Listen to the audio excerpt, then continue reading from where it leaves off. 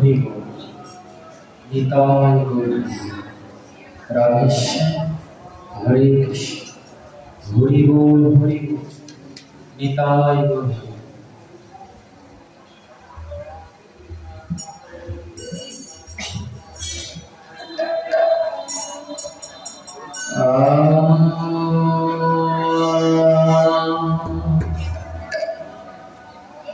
শ্রী কৃষ্ণ চৈতন্য চন্দ্র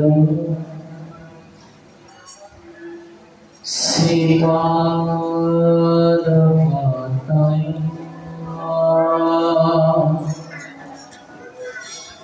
শরণং গচ্ছামি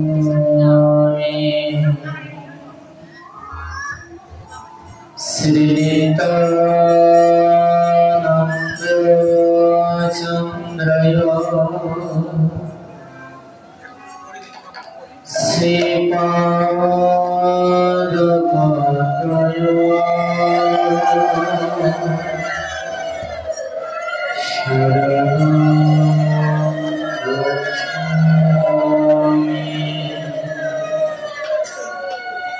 শ্রী অদ্বৈত চন্দ্রায়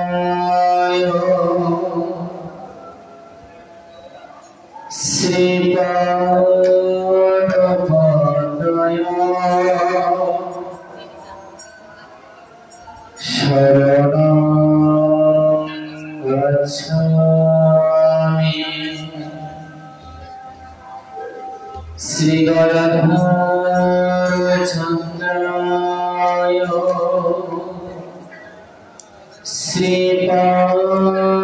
শ্রীপাদপদ্ময় শরণং গচ্ছামি শ্রী রাধা কৃষ্ণ চন্দ্রয় শ্রীপাদপদ্ময়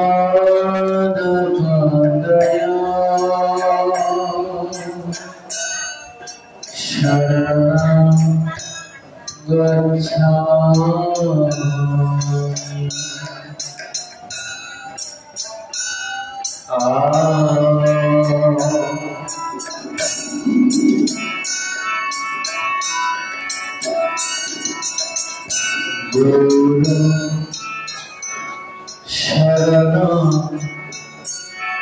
গচ্ছামি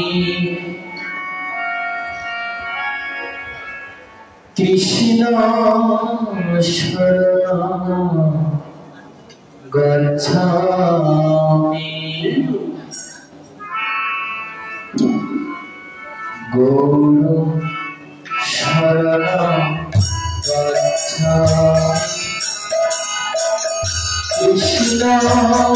শরণং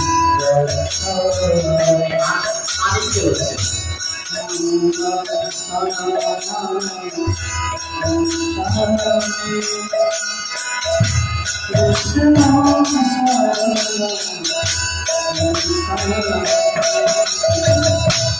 গৌর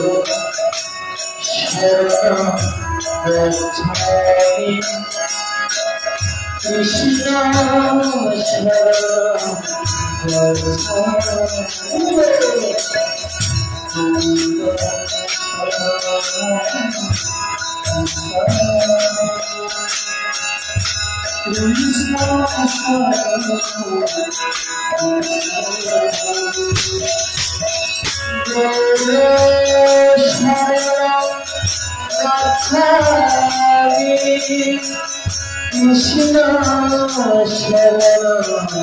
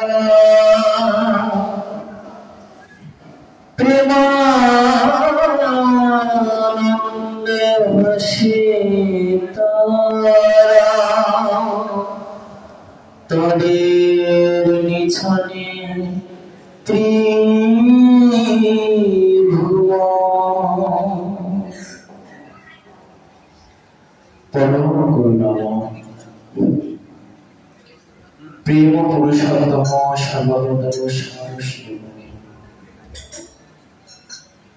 পরতত্ত্ব শিবা অনাদির আদি গোবিন্দ সর্বকারণের কারণ সেই বিষ্ণুপ্রিয়ার নয়নাভিনয় রূপ সনাতন বিমর্ষ দেবতা সংকীর্তন নটুয়া নীলাচল বিহারী গৌর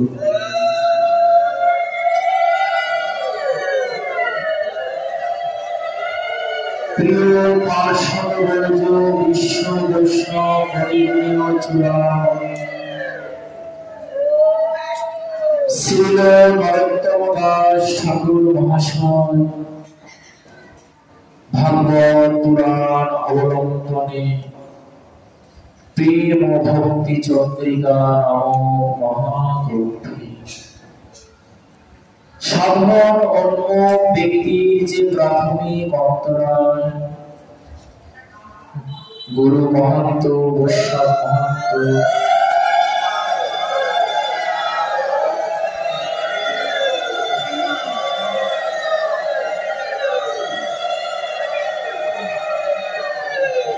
গুরু গোবিন্দের মহাত্ম প্রসঙ্গে বিশ্ব বৈষ্ণব বাসুদের সম্মুখে তুলে ধরা অবকাশ জ্ঞাপন করেছে।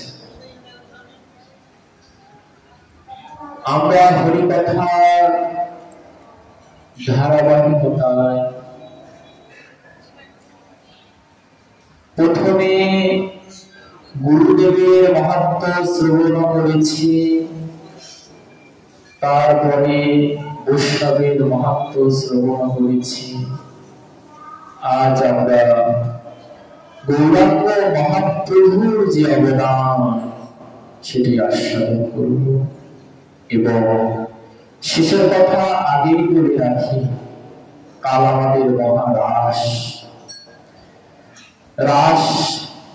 বিষয়ে আমরা কালকে গভীর তত্ত্ব আলোচনা করব, আস্বাদন করব। আপনারা সকলে আসবেন রস আস্বাদন করার নিমিত্তে। আর কালকে যদি গোবিন্দের কৃপা হয় অবশ্যই রাস নৃত্য আমরাও একটু আস্বাদন করব। আমরাও সকলে মিলে নৃত্য গীতের মাধ্যমে রাস উদযাপন করব। জয় জয় নিতাই গৌর সীতানাথ।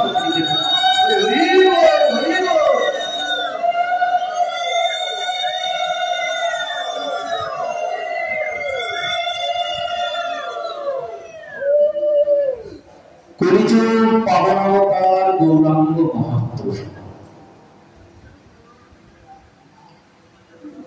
আর যত অবতার হয়েছে ভগবান কোন অবতারকে মহাপ্রভু বলা হয় না। কৃষ্ণকে কি মহাপ্রভু বলা হয়েছে? নারায়ণকে কি বলা হয়েছে? রামকে কি বলা হয়েছে? কাউকে বলা হয়নি। কাকে বলা হয়েছে? না, গৌরাঙ্গ মহাপ্রভু। মহা শব্দটি কেন প্রয়োগ হয়? না, সবার থেকে উনি মহান কোন কার্য করেছেন, এই জন্যে মহাপ্রভু বলা হয়। কি মহান কার্য করেছেন?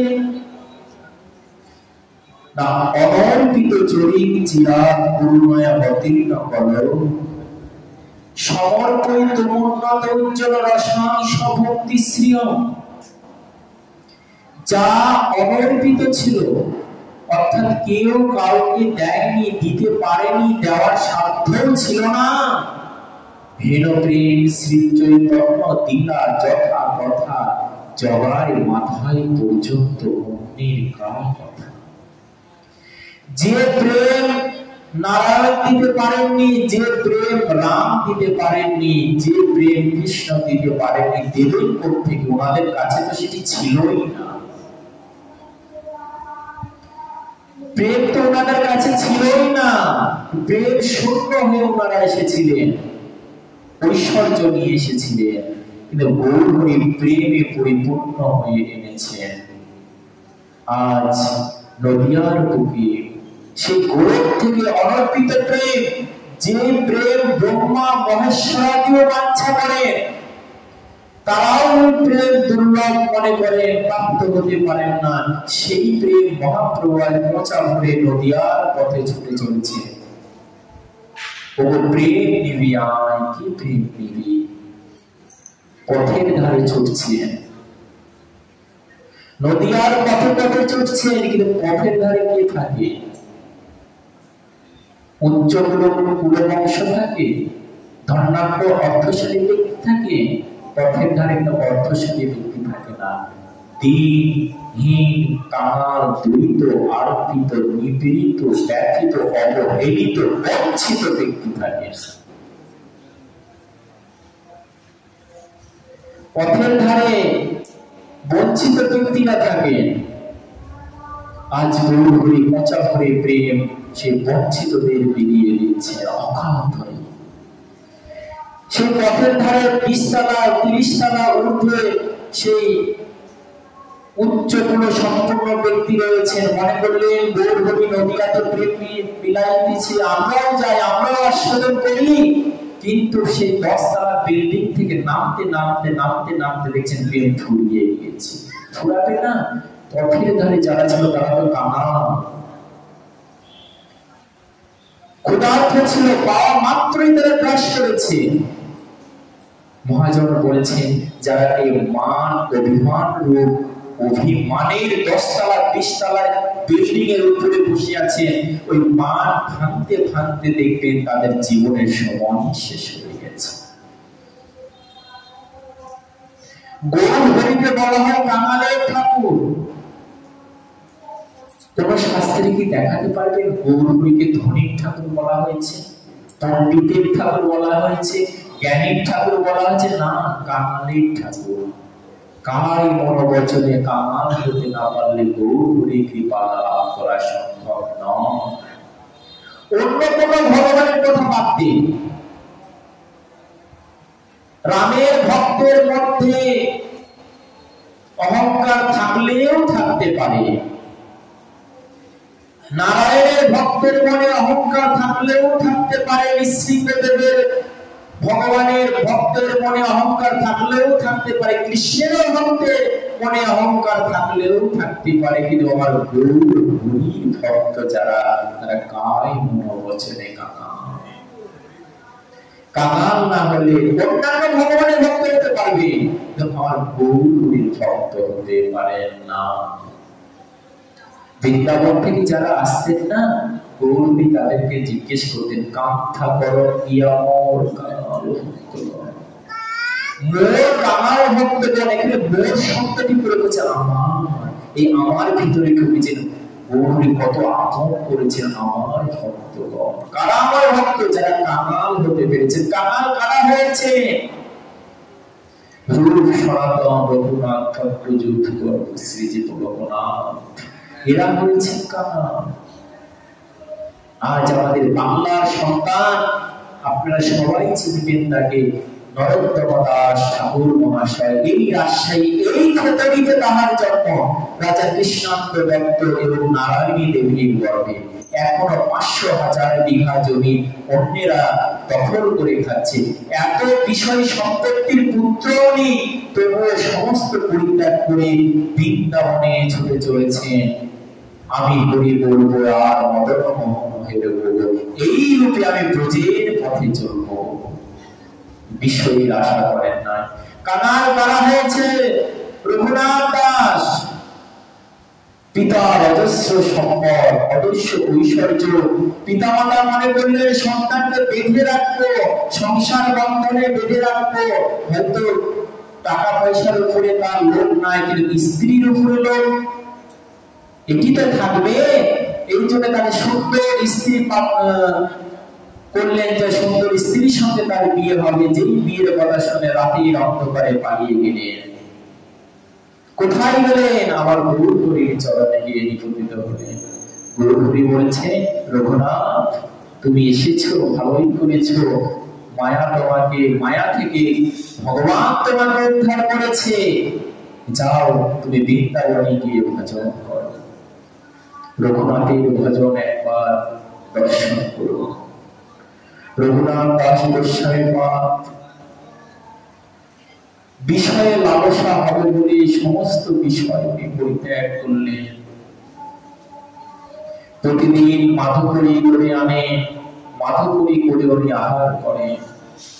একদিন মহাপ্রভু দেখুন ভক্তকে ভগবান পরীক্ষা করেন। মহাপ্রভু বলেছেন যে রঘুনাথ তুমি তো মাধুকরী করো, তাও আবার পুরীর দ্বারে, জগন্নাথ পুরীর দ্বারে।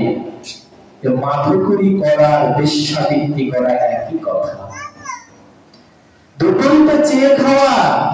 মহাপ্রভুর দৃষ্টান্ত দেখুন, মাধুকরী করার বেশ্যাবৃত্তি করা একই কথা, দুটোই তো চেয়ে নেওয়া। শুধু এটুকুই বলেছেন রঘুনাথ, বুঝতে পারলেন যে এটুকুতেই মহাপ্রভুর বিরক্তি রয়েছে। আজ থেকে সেই চাওয়াটাও ছেড়ে দিলেন। রঘুনাথ আর কিছু চান না, অযাচিত সেবা কেউ যদি তাকে দিয়ে দেয় তবে সেটি খান। এইভাবে কেউ কখনো দেয় কখনো দেয় না, না খেয়ে না খেয়ে রঘুনাথ একদম শুষ্ক হয়ে গেলেন। না দেহ না বাঁচালে তো ভজন হয় না, দেহটাকেও রক্ষা করতে হবে। রঘুনাথ করলেন কি, পুরীর জগন্নাথের যে মহাপ্রসাদ হয়, মহাপ্রসাদ যে বেঁচে যায়, ওটি গোশালায় দেওয়া হয়। গোশালায় দেওয়া হয়। গো গাভী মাতা যখন ওটিও খেতে পারে না, তখন পচে বাসি দুর্গন্ধ হয়ে ড্রেন দিয়ে বয়ে চলে যায়, নালা দিয়ে। রঘুনাথ করেন কি, সেই নালায় নিজের অঞ্চলটা পেতে দেন। নিজের অঞ্চলটা পেতে দিয়ে সেখান থেকে মুষ্টি অন্ন তুলে নিয়ে উনি ভালো করে ধরে সেটি আহার করেন। প্রতিদিন এইভাবে আহার করেন। একদিন মহাপ্রভু ছুটে গেলে রঘুনাথের বৈরাগ্য দর্শনে নিমিত্তে গিয়ে বলছেন, রঘুনাথ প্রতিদিন এহেন অমৃত প্রসাদ পাও, তুমি আমাকে পাও। এই বলে রঘুনাথের হস্ত থেকে সেই অমৃত, সেই ধরা অন্ন প্রসাদ তুলে নিয়ে উনি মুখে দিলেন। এমন সময় রঘুনাথ মহাপ্রভু হস্ত জড়িয়ে ধরে বলছেন, প্রভু তোমার আহার,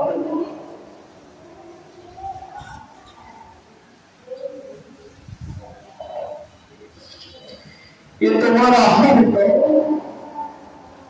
তুমি এটা প্রসাদ দিও। মহাপ্রভু বলছে যে রঘুনাথ এই অমৃত প্রসাদ তুমি নিতে নিতে পাও, তুমি আমাকে দাও না। আমি আজ আমরা ভোজন করি, বারো ভোজন করি, কিন্তু তোমার এই প্রসাদে যত প্রেম, যত আস্বাদন আমি ওই রাজভোগে পাই না। রঘুনাথ তুমি তো সমস্ত বৈরাগ্যকে ছাড়িয়ে গেলে, যাও বৃন্দাবনে যাও, রাধাকুণ্ডে বসে তুমি ভজন করো। আজ রঘুনাথ ছুটে চলে আসলেন রাধাকুণ্ডে। শ্রীজীব গোস্বামী থেকে শিক্ষা নিয়ে রাধাকুণ্ডে বসতে করে ভজন করেন।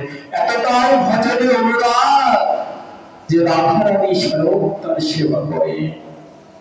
বৃন্দাবনে যারা গিয়েছেন তারা দেখবেন সেখানে সব গ্রীষ্মকালে এতটাই সূর্যের রশ্মি পতিত হয় যেন অঙ্গ ঝলসে দেয়, এতটাই গরম সেখানে। পাহাড়ি অঞ্চল তো। রঘুনাথ রাধাকুণ্ডে বসে বলে, তখন তো রাধাকুণ্ড এমন ছিল না, বন জঙ্গলে ঘেরা ছিল। মহাপ্রভু যখন প্রথম বৃন্দাবনে গিয়েছিলেন না, তখন রাধাকুণ্ড ছিল না, চাষের জমি ছিল, চাষিরা এখানে ধান আবাদ করত। আজ তো ওখানে কুণ্ড হয়েছে। মহাপ্রভু যখন সেই ধান খেতে, ধান জমিতে স্নান করলেন, সবাই ভাবছে যে মহাপ্রভু কেন এখানে চান করলেন। মহাপ্রভুকে জিজ্ঞাসা, মহাপ্রভু এটাই হচ্ছে রাধাকুণ্ড। তখন সকল ভক্তগণ সেখানে চান করছে। চান করতে করতে সেখানে যেন একটা কাদা বর্ধমাক্ত হয়ে গেল। মহাপ্রভু বললেন কি, সেখান থেকে কাদা নিয়ে নিজের অঙ্গে মাখছেন, আরো কাদা সেই পুকুরিতে বেঁধে নিলেন। কেন? এই রাধাকুণ্ডের তিলক কেউ যদি তার সঙ্গে প্রতিদিন অঙ্কিত করে, ধারণ করে, তার রাধারানী কৃপাদার হয়ে যায়। এই জন্য বৈষ্ণবেরা রাধাকুণ্ডের তিলক ধারণ করে। মহাপ্রভু এক গোষ্ঠী নিয়েছেন, ভক্তরা এক গোষ্ঠী নিয়েছেন।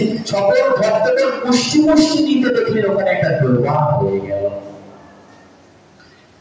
সেটা কালের প্রভাবে সংস্কার করতে করতে আজকের সেই রাধাকুণ্ড।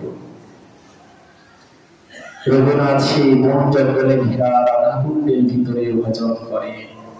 প্রখর রবির তাপ রঘুনাথের মুখে পড়েছে। রাধারানী আর থাকতে পারলেন না। রঘুনাথ অঝরে হারাথি হারাথি হারাথি বলে ক্রন্দন করছে। রাধারানী বললেন কি, সেই রঘুনাথের কাছে, সেই রঘুনাথের মাথার উপরে নিজের কাপড়ের অঞ্চলটা তুলে দিলেন। নিজের অঞ্চলটা তুলে দিলেন যাতে সূর্যের রশ্মি তাকে কষ্ট না দেয়। এই দৃশ্য অবলোকন করলেন সনাতন গোস্বামী। সনাতন গোস্বামী দৃশ্যটা অবলোকন করলেন, দেখলেন, দেখে উনি চলে গেলেন। বাহ বাঘে, বাহ তোমার ভক্ত। সেই দিন কিছুই বললেন না। পরের দিনে গভীর রজনীতে দেখলেন রঘুনাথ সেই রাধাকুণ্ডে বসে ভজন করছেন, রাধে রাধে কীর্তন করছেন। আর তখন তো বৃন্দাবনে বন ছিল, অনেক হিংস্র পশু পাখি ছিল, বাঘ ছিল, ভাল্লুক ছিল। সেই রাধাকুণ্ডে বাঘ এসেছে জল খেতে, ওখানে রঘুনাথ গোস্বামী ভজন করছেন।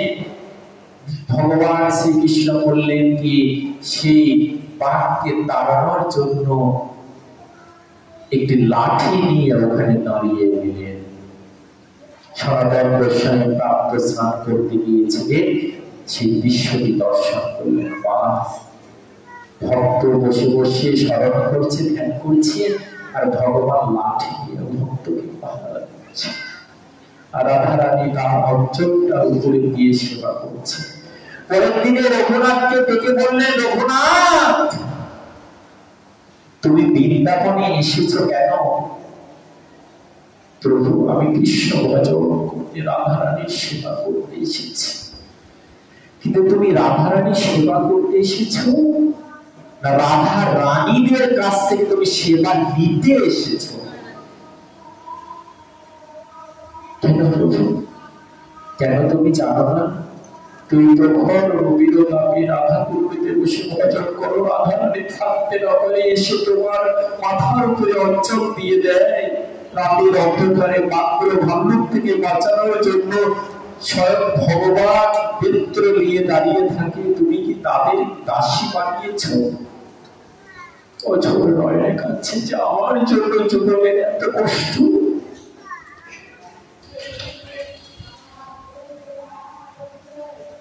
কি করবো প্রভু?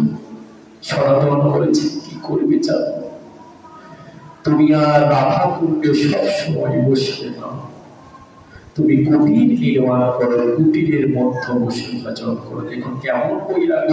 আমরা কি ভগবানের কাছ থেকে চাই ভগবান এটা দাও ওটা দাও? ভক্তের জীবনী দেখুন, ভক্ত কোনোদিনও ভগবানের কাছে কিছু চায় না। ভগবানের কাছে আমাদের কিছুই চাওয়া নাই। যদি চাইতেই হয় তার প্রেম দম চায়, এটুকু চান যে ঠাকুর যেন কৃপা করো, তোমার সেবা যেন আমি জন্মে জন্মে করতে পারি, তোমার দাসী হয়ে যেন চিরজীবন থাকতে পারি। জয় জয় নিতাই।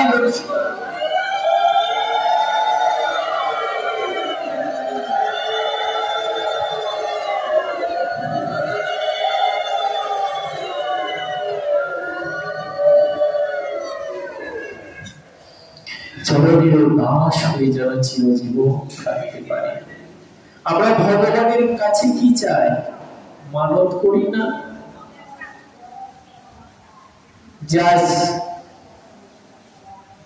চট্টগ্রামে এসেছি, কক্সবাজারে এসেছি। আচ্ছা বাবা, এই কক্সবাজারের বিখ্যাত জিনিস কি খাবারের মধ্যে? কি বাবা বিখ্যাত? কি সবচেয়ে ভালো? কি সবচাইতে বিখ্যাত খাবার কি? যেমন আমাদের বগুড়ার দই, নওগাঁয়ের প্যারা সন্দেশ, নাটোরের কাঁচাগোল্লা। কক্সবাজারে কি সবচেয়ে বিখ্যাত খাবার কি? জি, মহেশখালীর পান, মানে তাপ তোলা। আচ্ছা ঠিক আছে, মহেশখালীর বিখ্যাত তাম্বুল। ভগবান তো তাম্বুলও সেবা করেন, তাই না? এক ভক্ত এই মহেশখালীতে এসেছেন, কক্সবাজারে এসেছেন, এসে গোবিন্দকে সেবা দিবেন বলে তাম্বুল কিনেছেন। আমার ভিতরে প্রেম আছে কিনা এর একটা বাস্তবিক বোঝার পদ্ধতি রয়েছে। সেটা কি?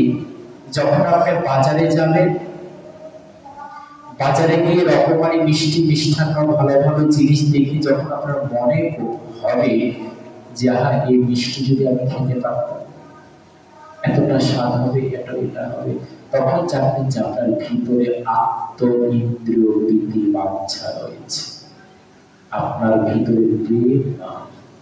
আর যখন মনে হবে এই মিষ্টিটা, এই দ্রব্যটা যদি নিয়ে এসে ভগবানকে অর্পণ করতে পারতাম, ভগবানকে সেবা দিতে পারতাম, জানবেন যে তখন আপনার ভিতরে প্রেম আছে। কারণ ভক্তরা যা দেখে, যে মূল্যবান, যে ভালো জিনিস দেখে, সেটাই মনে করে এটা যদি আমার গোবিন্দকে সেবা দিতে পারতাম। জগতে তাই হয় না? কোন পিতা যদি বাজারে গিয়ে কোনো ভালো জিনিস দেখে, মনে করি এটা যদি আমার সন্তানের জন্য নিয়ে যেতে পারতাম। তাহলে সন্তানের জন্য যদি এই ভালোবাসা, তাহলে জগৎ পিতা, যিনি জগতের আমার পিতা, তোমার পিতা, জগতের পিতা, তার জন্য কেন হবে না? যদি তার বংশিত নাম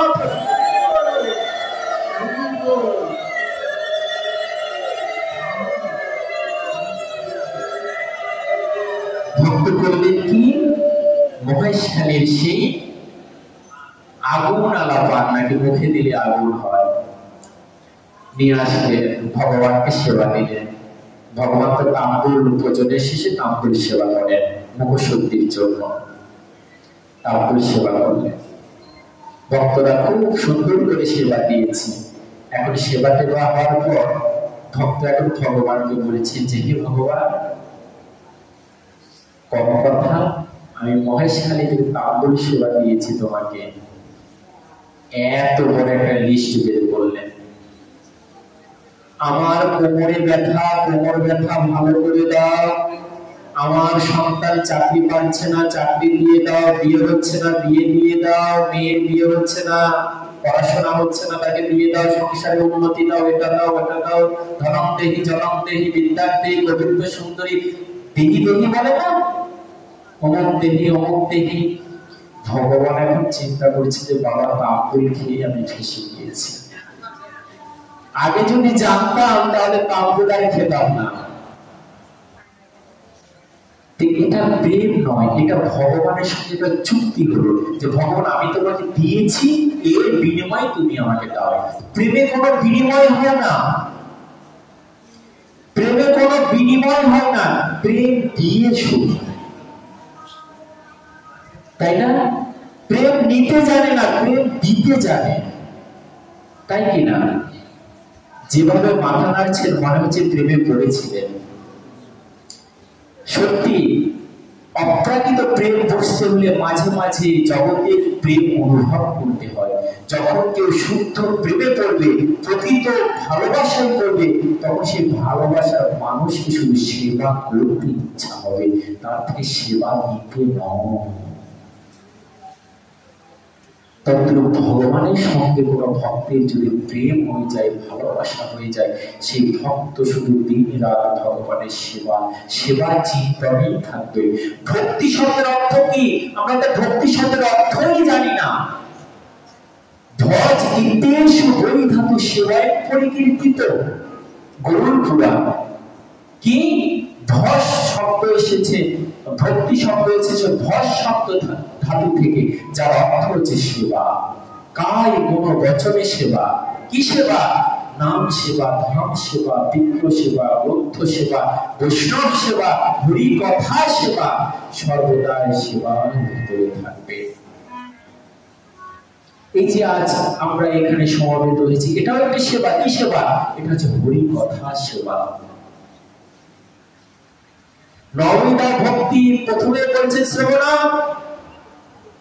সেই শ্রবণ আগে শুনে যাও, এই শোনাটাও সেবা।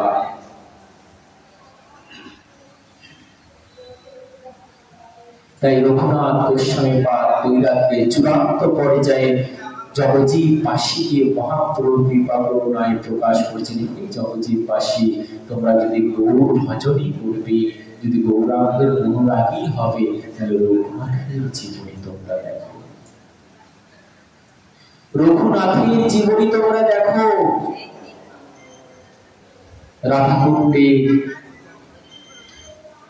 রাধাকুণ্ডে বসে রূপ গোস্বামী পাদ ভজন করছে।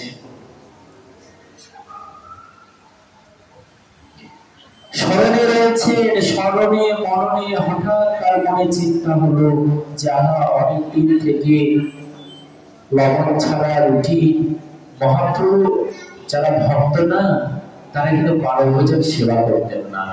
প্রতিদিন 14 লেহ, টক ঝাল মিষ্টি এগুলো তারা সেবা করতেন না। জীবন ধারণের জন্য যেটুকু সেটুকুই সেবা করতেন। সনাতন গোস্বামীরা, রূপ গোস্বামীরা তারা মাঝে মাঝে লবণ ছাড়া রুটি প্রসাদ পেতেন। আমাদের জীবন ধারণের জন্য যদি 10,000 ক্যালোরির প্রয়োজন হয়, তাহলে 10,000 ক্যালোরি আমরা আস্বাদন করবো, 20,000 কেন খাবো? বেশি বেশি খাচ্ছি বলেই তো আমাদের ডায়াবেটিস হচ্ছে, ভোগ বেশি বলেই তো রোগ বেশি হচ্ছে, ভোগেই তো রোগ। সনাতন গোস্বামী, রূপ গোস্বামী, সরল গোস্বামীরা সেটা করতেন না। চাতুর্মাস্য ব্রত করেছেন, চাতুর্মাস্য ব্রত শেষ, চিন্তা করেছেন যে আহা, হঠাৎ তার মনে চিন্তা আসলো যদি একটু পায়েস রন্ধন করে আমার গোবিন্দকে সেবা দিতে পারতাম, আমার রাধা রানীকে সেবা দিতে পারতাম। মনে ইচ্ছা করেছেন, মনে স্মরণ করেছেন, কাউকে বলেননি। হঠাৎ একটা বালিকা এক বাটি দুধ, চাল, বাদাম, কিশমিশ, পায়েসের উপকরণ নিয়ে আসলেন। বাবাজি, এলো এটা কি? যে তুমি না প্রতিদিন মাথাপুরি করতে চাও, মেরে মাইয়া, আমার মা এখানে পাঠিয়েছে, তুমি আজকে মাথাপুরি করতে চাওনি তো, ওই জন্য পায়েসের দ্রব্য তোমাকে পাঠিয়েছে। গোস্বামী চমৎকার হয়ে গেলেন, জানি কেমন স্মরণ এসেছিল পায়েসের কথা, আর পায়েসের দ্রব্য চলে এসেছে। সেই বালিকার দিকে অপলক দৃষ্টিতে চেয়ে আছে, এত রূপ, এতটার মাধুর্য নয়ন দেখে যেন ফেরানো যায় না। একবার স্মরণ করে দেখুন সেই রূপের কথা। রাধারানী এত রূপ গোসাইপাদ নয়ন দিয়ে যেন নয়ন আর ফেরাতে পারছেন না। হঠাৎ করে সেই নয়ন চরণের দিকে আসলো, দেখছেন রাধারানী বৃদ্ধাঙ্গুলি দিয়ে ঝরঝর করে রক্ত করছে। হে লালি, হে বালিকা, ব্রজভাষায় বালিকাদের লালি বলা হয়, ছেলেদের লালা আর মেয়েদের লালি। বলছে যে হে লালি, তোমার বৃদ্ধাঙ্গুলিতে কি হয়েছে, রক্ত ঝরছে কেন? বালিকা বলেছে যে কেন প্রভু জানো, তোমরা তো সবসময় স্মরণে থাকো, চোখ বন্ধ করে থাকো, আমি কেমন করে বুঝবো যে কখন চোখ খুলে আছো কখন বন্ধ করে আছো? তাই মা দেওয়া মাত্রই আমি দৌড়ে এসেছি,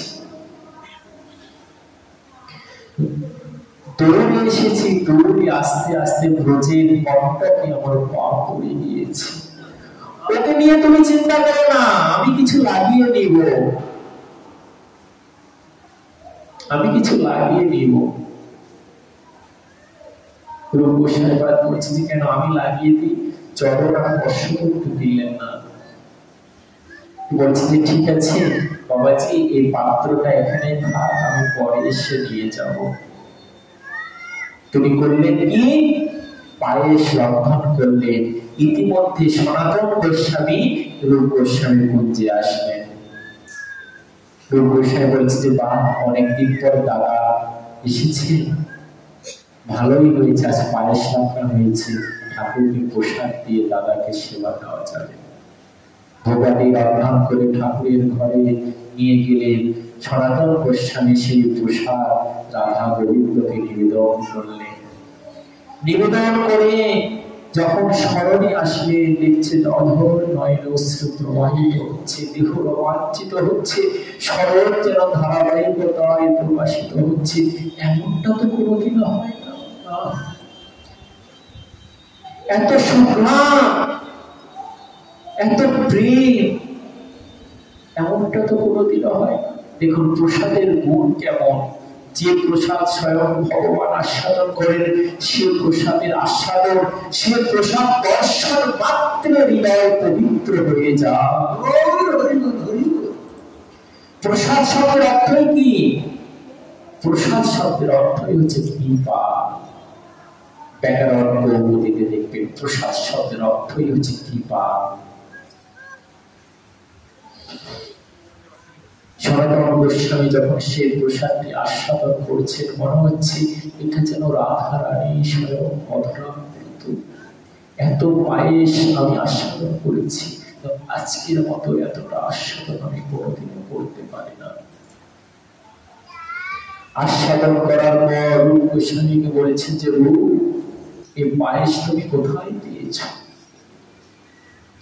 এই পায়েসের দ্রব্য তুমি কোথায় পেয়েছ? সমস্ত ঘটনা বললেন। সনাতন গোস্বামী ধ্যান প্রভু জানলেন সেই বালিকা আর কেউ নয়,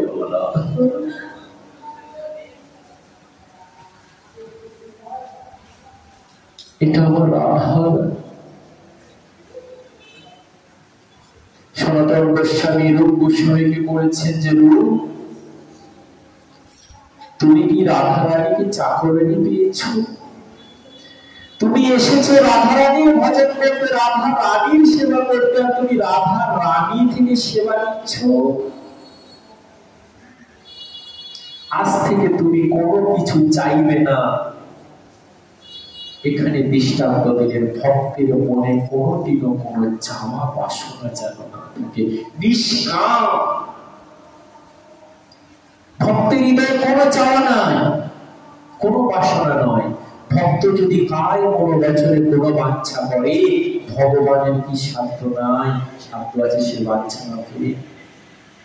তাই ভক্তের মনে কোনোদিনও আশা বাসনা করতে নাই, তাহলে ভগবান তার সেবা নিমিত্তে চলে আসে। সেই রাধা ঠাকুরানীর ভাব এবং কান্তি নিয়ে, সেই প্রেমময়ের ভাব এবং কান্তি নিয়ে আজ গৌরাঙ্গ মহাপ্রভু সেই নদিয়াতে এসেছেন। গৌর হয়ে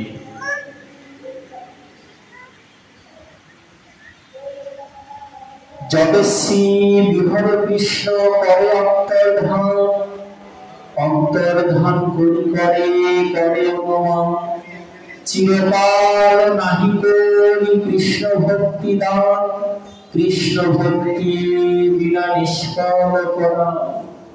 তারপর যুগে ভগবান শ্রীকৃষ্ণ লীলা সংকলন করে গোলকে যখন চলে গেলেন না, গোলকে শুয়ে শুয়ে চিন্তা করছেন যে চিরকাল তো আমি প্রেম দান করি না, প্রেম দান করবো কোথা থেকে? আমার কাছে তো প্রেমই ছিল না, রাধারানীর কাছে প্রেম ছিল, কিন্তু আমারও মনের বড় বাসনা একটু জীবগণকে প্রেম বিলাবো। প্রেম বিলাবো কেমন করে? যার কাছে প্রেম তার থেকে তো নিতে হবে। রাধারানীর কাছে প্রেম চাইলে রাধারানী বলেছেন যে ঠাকুর তুমি যদি প্রেম নিবে তাহলে আমার প্রেমের একটি বৈশিষ্ট্য রয়েছে, এই প্রেম যার হবে তার অষ্টসাত্ত্বিক ভাব বিকারিত হবে, মহামহা ভাব আসবে, কখনো কাঁদাবে, কখনো হাসাবে, কখনো আছাড় খেয়ে পড়বে। প্রভু আমার প্রেমে প্রাপ্ত হয়ে তুমি যদি সেই পৃথিবীর কর্কট মাটিতে যদি আছাড় খেয়ে পড়ো, না জানি তোমার কোমল অঙ্গে কত আঘাত পাবে। যে অঙ্গে আমরা ব্রজ রমণীরা চন্দন পরাতে ভয় হয়, ব্রজ রমণীগণ বলছেন যে ঠাকুর তোমার সেই কোমল চরণে আমরা চন্দন তুলসী দিতে ভয় করি, যদি চন্দন তুলসী আঘাত তোমার চরণে লেগে যায়। রাধারানী কি করতে জানে? কৃষ্ণের যখন সেবা হতো না, তখন পুষ্প উনি চয়ন করতে, পুষ্পের যদি কঠিন পাপড়ি আমার কৃষ্ণের চরণে ব্যথা পায়, এই জন্য পুষ্প থেকে পাপড়ি ছাড়িয়ে ছাড়িয়ে নিজের নয়নে স্পর্শ করাতে, কেননা মানুষের সবচেয়ে নরম জায়গা হচ্ছে নয়ন। রাধারানী সেই নয়নে স্পর্শ করাতে, যদি আমার নয়নে ব্যথা লাগে তাহলে সেটি আমি গোবিন্দকে দেব না। এইভাবে পরীক্ষা করে করে কৃষ্ণের সেবা দিতে। দেখুন পদে পদে শিক্ষা। আমরা যখন ভগবানকে ভক্তি, তখন কি ভগবানের যখন ভোগ দেওয়া হয়, তখন যে পাত্রে রসা রন্ধনী রাখা হয়, সে পাত্র থেকে ময় মশলা থাকে না রান্না করার সময়, প্রেমিক ভক্তরা ওই ময় মশলা তুলে দেন, যদি এটি আমার গোবিন্দ সেবায় বাধা হয়। জলে আমরা কি করি? ঠাকুরের জল প্রসাদ দিই, গোটা গোটা তুলসী দিয়ে দিই, তাই না? যারা ভক্ত তারা চিন্তা করে না, গোটা তুলসী যদি আমার গোবিন্দের কণ্ঠে বেঁধে যায়। প্রীতির সেবা, ভালোবাসার সেবা, ভালোবাসার মানুষকে সেবা, এই সেবা কোনো বিধি বিধান চলে না। যেখানে প্রেম থাকে, যেখানে ভালোবাসা থাকে, সেখানে বিধির বিধান সেখানে কাজ করতে পারে না। বিধির বিধান উত্তীর্ণে বাইরে হচ্ছে কৃষ্ণের সেবা। সনাতন রূপ গোস্বামীকে বললেন যে রূপ, আজ থেকে তুমি কিছু চাইবে না।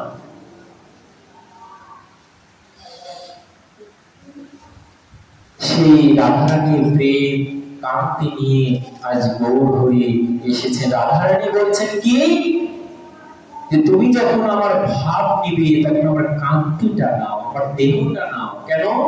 যখন তুমি ওই নাম গুণে আছাড় খাবে, তখন প্রথম আঘাত যেন আমাকে লাগে,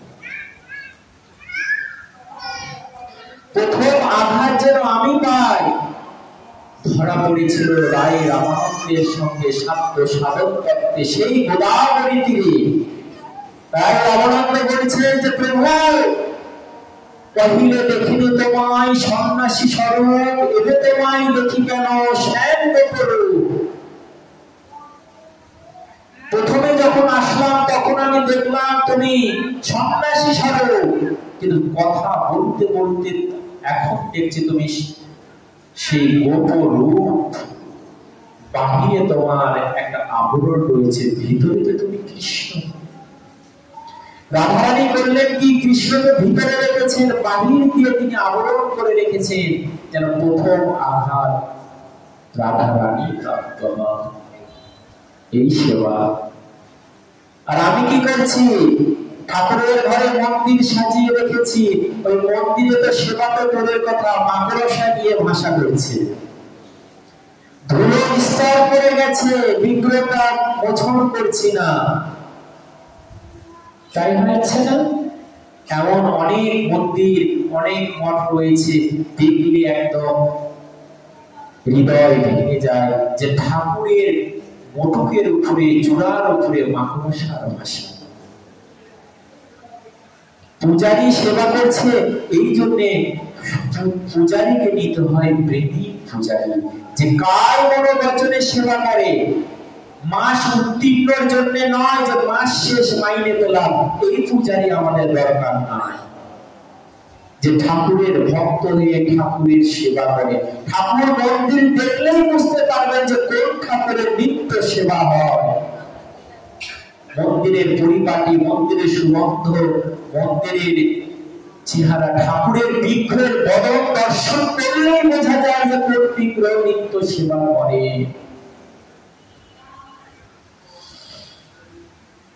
শ্রীমতী রাধারানী বলেছে যে প্রভু তুমি আমার ভাব এবং কান্তি নিবে, কিন্তু আমারও তো মনে একটা বড় স্বাদ রয়েছে। কি স্বাদ? আমি পৃথক ভাবে তোমাকে সেবা করতে চাই। ঠিক আছে, তুমি পৃথক একটি দেহ ধারণ করবে, সেই দেহটা কি বলছে যে রাধারানী কলিযুগের দুইটি রূপে প্রকাশ পেয়েছে, এক রূপে গদাধর, এক রূপে গৌরাঙ্গী। কেমন করে হলেন না, ডক্টর মহানব্রত ব্রহ্মচারী গরুর কথাই উল্লেখ করেছে, যে একদিন ভগবান শ্রীকৃষ্ণ অষ্টসখী রাধারানীর সহিত পাশা ক্রিয়া করেছে। পাশা ক্রিয়ায় শর্ত হলো যে হেরে যাবে তাকে চুম্বন দিতে হবে, আর যে জিতে যাবে সে চুম্বন পাবে। ভগবান শ্রীকৃষ্ণ বললেন কি, যে রাধারানীকে চুম্বন দেওয়ার জন্য ব্যাকুলতা, তো আমি নিজে স্বেচ্ছায় হেরে গেলেন, যাহা রাধারানীকে আমি চুম্বন দিতে পারবো। যখন হেরে গেলেন তখন রাধারানীকে জড়িয়ে ধরে চুম্বন দিচ্ছে। রাধারানী সেই চুম্বনে আকর্ষণে নিজেকে আর ধরে রাখতে পারছে না, কৃষ্ণের অঙ্গ এমন ভাবে জড়িয়ে ধরলেন যেন দুইটি অঙ্গ এক হতে লাগলো। এদিকে যখন অর্ধেক কৃষ্ণ অঙ্গের সঙ্গে মিশে গেল, পিছন থেকে বিষাণার সঙ্গে হস্ত জড়িয়ে ধরে বলছে যে রাধে, তুই কি করছিস? কেন তোরা কি এখানেও বাকি হবি? দেখছিস না আমি কৃষ্ণের সঙ্গে মিশে যাচ্ছি, তার সেবা করছি, আর তুই আমাকে বাধা দিচ্ছিস? হতভাগিনী, আমার সুখ বুঝি তোদের সহ্য হয় না, তাই না রে? তো বলেছে রাধে, তুই ভুল করছিস, তুই যদি গোবিন্দের সঙ্গে মিশেই যাবি তাহলে তো তাদের সেবা করতে পারবি না। ভগবানের সঙ্গে যদি ভক্ত মিশে যায় তাহলে ভগবানের কি সেবা করতে পারে? যারা দেহারামী, যারা ব্রহ্মজ্ঞানী, যারা ব্রহ্ম সন্তুষ্ট, তারা কি ধ্যান করে? ব্রহ্মের ধ্যান করে। কেন ধ্যান করে? ভগবানের সঙ্গে যারা মিশে যায়, তো মিশে গেলে তো সে আর সেবা করতে পারে না। আমাদের গৌড়ীয় আচার্য দৃষ্টান্ত দিচ্ছেন, ভক্তি শব্দের অর্থ কি কায় মন বচনে সেবা। সেবাটাই হচ্ছে ভক্তি, মিশে যাওয়া ভক্তি নয়।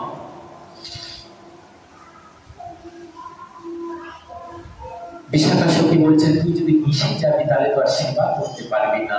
তাই যেটুকু মিশেছিলেন সেটুকু গৌর হয়ে গেলে, আর যেটুকু বাকি ছিলেন ওটুকু দেহ ধারণ করে গদাধর হয়ে আসে।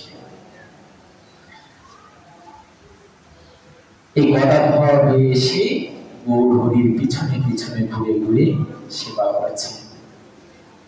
আজ গৌরাঙ্গ মহাপ্রভু সেই কলির করালো ঘাট থেকে জীবগণকে মুক্তি, সেই ভক্তির পথ দেখানোর জন্য, মুক্তি তো তুচ্ছ, ভক্তি প্রেম রাজ্যে বিচরণ করার জন্য ত্রিবীর বারতা নিয়ে আসলেন। বলিয়ে গৌরাঙ্গ মহাপ্রভু। সবাই এসেছেন। ব্রজে যারা পরিকরগণ ছিলেন তারাও এসেছেন। সমস্ত দেবতা, কিন্নর, গন্ধর্ব সকলে এসেছে। একজন মহা খেলা, 4 যুগে 3 যুগে এসেছে, কতবার অবতার হয়েছেন, এমনও খেলা কোনোদিনও খেলেন নাই। আজ এই খেলা খেলবেন। এই খেলাতে অংশগ্রহণ করার জন্য সকল ভক্তগণ এসেছে। কিন্তু জগতের একটা নিয়ম রয়েছে, কি জানেন? এই জগতে যে আসে তাকে ত্রিতাপ জ্বালা ভোগ করতে হয়। আধ্যাত্মিক, আদি দৈবিক, আদি ভৌতিক, এই ত্রিতাপ জ্বালা। যদিও ভগবান স্বতন্ত্র, ভগবানের কোন মায়া, কোন জ্বালা স্পর্শ করতে পারে না, তবু জগৎজীববাসীকে দেখানোর জন্য সেটি প্রকাশ করে। কেননা এটা জগতের নিয়ম। এই জগতে কেউ বলতে পারবে না যে আমি কোনো জ্বালাই নাই। আধ্যাত্মিক জ্বালা, আদি ভৌতিক জ্বালা আর আদি দৈবিক জ্বালা। কখনো রোদ হচ্ছে, রোদে কষ্ট হয় না আমাদের, এটাও জ্বালা। ঝড় হচ্ছে, বৃষ্টি হচ্ছে, পোকা মাকড় মাছি কামড়াচ্ছে, কামড়াচ্ছে না? মশা কামড়াচ্ছে। আবার সংসার থেকে, স্ত্রী পুত্র সন্তানাদি থেকে জ্বালা কে না পেয়েছে? সবাই পাচ্ছে। বলেছে যে এটা জগতের নিয়ম। এই জগতে যে আসে এই ত্রিতাপ জ্বালা তাদের ভোগ করতে হয়। গৌরাঙ্গ মহাপ্রভু এসেছে, জগতে প্রেম বিলিয়ে দিচ্ছে, কিন্তু হত অভাগ্য সেই নবদ্বীপবাসীরা যারা গৌরকে পেয়েও গৌরকে চিনতে পারল না। গৌর নিন্দা করছে, কেই জগন্নাথের 2 দিনের বেটা, এই আবার বলে যে সমস্ত বৈদিক ক্রিয়া, সমস্ত বেদ বিধান পরিত্যাগ করে শুধু হরিনাম কীর্তন করলেই জীবের উদ্ধার হয়ে যাবে। এ কি সম্ভব?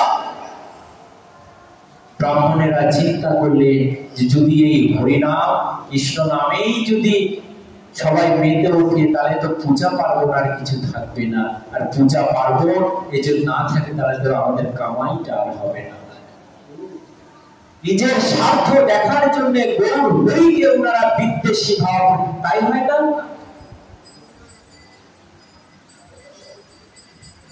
দেখবেন আমরা কেউ কারো শত্রু নয়, কেউ কারো মিত্র নয়। এই জগতে আমরা কেউ কারো শত্রু নয়, কেউ কারো মিত্র নয়। এই 3 দিন আগে আমি এই জায়গায় এসেছি। 3 দিন আগে কি আপনাদের আমি পরিচিত ছিলাম? ছিলাম না। তাহলে যখন পরিচিত ছিলাম না, তখন আপনার শত্রু আমি ছিলাম না, মিত্র ছিলাম না। ছিলাম কি? কেউ ছিলাম না। যখন এই 3 দিন থেকে পাঠ করছি, হয়তো পাঠে কারো গুরু নিষ্ঠায়, কারো ভক্তি নিষ্ঠায়, কারো ভজন নিষ্ঠায়, কেননা মানুষ তো সবার তো প্রিয় হওয়া সম্ভব নয়। কারো প্রিয়, কারো অপ্রিয় হয়েই থাকে। তাই যখন আমার কথা আপনার ভালো লাগছে, তখন আমি আপনার প্রিয় হলাম। যখন ভালো লাগছে না, তখন অপ্রিয় হলাম। যে এক দূর থেকে এক পাঠক এসেছে, উল্টা পাল্টা কথা বলছে। তাই হচ্ছে না? তাই মহাপ্রভুকে যখন তারা মনে করলো যে না না, এই আমাদের রোজগারের পথে বাধা হচ্ছে, তখন সে মহাশত্রু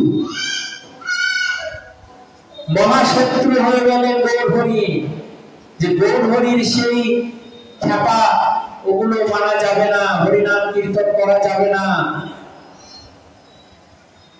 মনসা পূজা করতে হবে, বিশ্বহরি চণ্ডীর পূজা করতে হবে। বাপ দাদা থেকে যেটা করে আসছি, রাত্রি জাগরণ করে বিশ্বহরিকে জাগিয়ে দিচ্ছে, রাতে ঘুমোতে দিচ্ছে না, গরুর চামড়া কেটে খোল বানিয়েছে, দ্রাম দ্রাম করে বাজাচ্ছে, কাঁসার থাল কেটে করতাল বানিয়েছে, চাম চাম করে বাজাচ্ছে। আমাদের ঘুম হচ্ছে, আমাদের কথা ধরে রাখলাম, দেব দেবতার স্বয়ং হয়ে গিয়েছে, সেখানে এই খোল করতাল বাজাচ্ছে, তাদের ঘুম ভাঙছে না। এই অপরাধে নদিয়া না জানি কখন ধ্বংস হয়ে যায়, মহাশত্রু হয়ে গেলেন।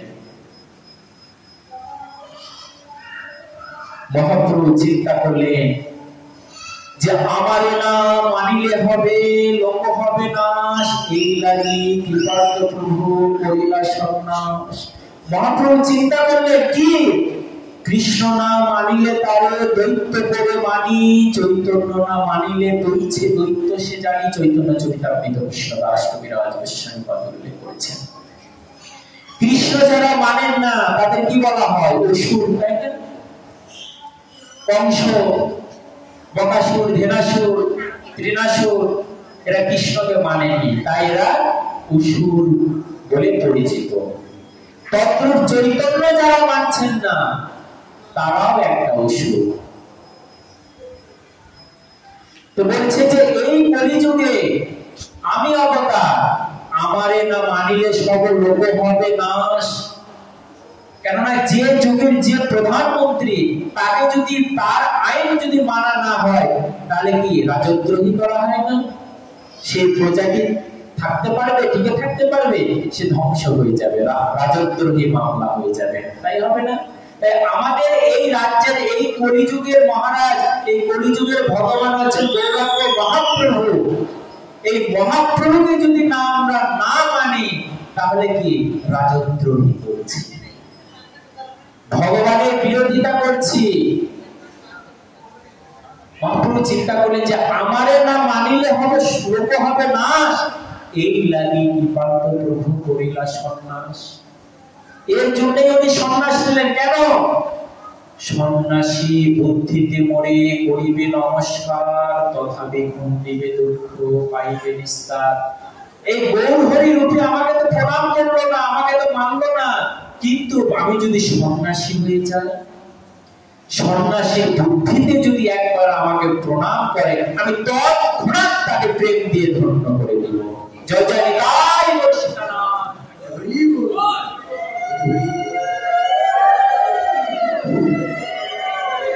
কেননা সন্ন্যাস দর্শনের একটা নিয়ম আছে। বাবাজি, ব্রহ্মচারী, সন্ন্যাস সর্বত্যাগীকে দর্শন মাত্রে তাদের প্রণাম করতে হয়, কেননা মায়ার জগৎ থেকে তারা বিচ্ছিন্ন। সন্ন্যাস দর্শন মাত্রে, ত্যাগী ব্যক্তিদের দর্শন মাত্রে প্রণাম করতে হয়। যে মহাপ্রভু চিন্তা করলেন আমি যদি সন্ন্যাসী হয়ে যাই, কেউ যদি আমাকে প্রণাম করে আমি তৎক্ষণাৎ তাকে কৃপা করে দিব। কিন্তু কারো পৌষ মাস, কারো সর্বনাশ। জগৎবাসীকে কল্যাণ করার চিন্তায় নিজের সংসারে যে অকল্যাণ হবে গৌরাঙ্গ মহাপ্রভু এটি চিন্তাও করলেন না। বিশেষত সেই বিষ্ণুপ্রিয়ার জীবনী, আগে মায়ের জীবনীটা দেখুন। সচিমা কোনদিন কি সুখ পেয়েছে? সচিমা আমাদের বাংলাদেশে সেই শ্রীহট্টে সিলেটে ছিলেন।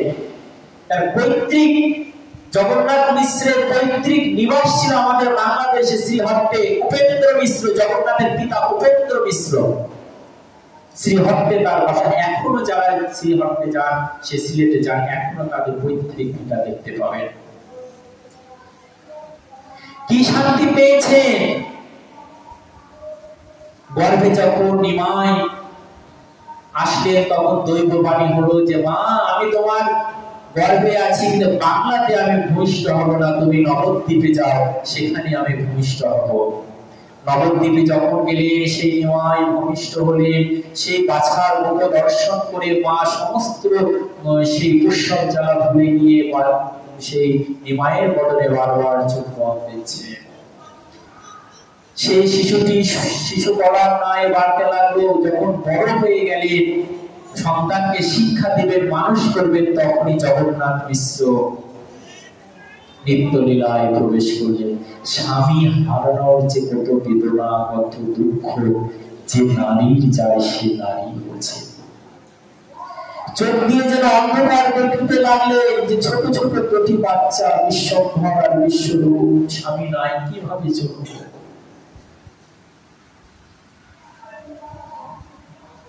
তখনও তো তিনি গৌরাঙ্গ মহাপ্রভু হন নাই, তখন চৈতন্য হয় না, তখন কি বিশ্বভর। আচ্ছা বলুন তো, মহাপ্রভুর আসল নামটা কি? চৈতন্যের আসল নামটা কি? চৈতন্য, নিমাই, মহাপ্রভু এগুলো তো সম্পূর্ণ ভক্তের দেওয়া উপাধি। আসল নামটা কি জানেন? পিতা যেটি নাম দেন, জ্যোতিষ শাস্ত্র থেকে পিতৃপক্ষ থেকে পিতা যেটি নামকরণ করেন সেটি হচ্ছে আসল নাম সন্তানের, তাই হয় না? তো মহাপ্রভু জগন্নাথ মিশ্র মহাপ্রভুকে নাম দিয়েছিলেন সেটা যে বিশ্বম্ভর। বড় ছেলের নাম দিয়েছিলেন বিশ্বরূপ আর ছোট ছেলের নাম দিয়েছিলেন বিশ্বম্ভর।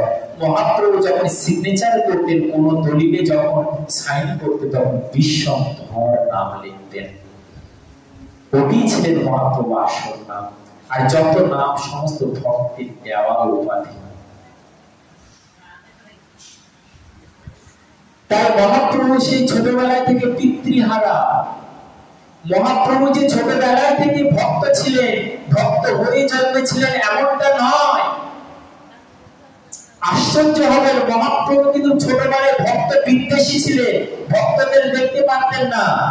শ্রীবাস, গদাধর এগুলোকে দেখলে বলতেন তোমরা ভক্তি ভক্তি করে লাফাচ্ছ, ভক্তি দিয়ে কি হবে, তোমরা লেখাপড়া করো। কিন্তু মহাপ্রভু ছোটবেলা থেকে শিক্ষার প্রতি ওনার আকর্ষণ ছিল, পড়াশোনা করতে ভালোবাসতেন,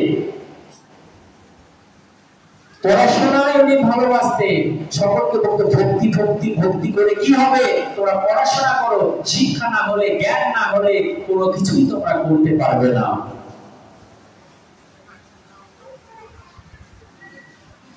কিন্তু গদাধর শ্রীবাসের যাদের মনে একবার ভক্তি জাগ্রত হয়, তাদের কি এই বিদ্যা ভালো লাগে?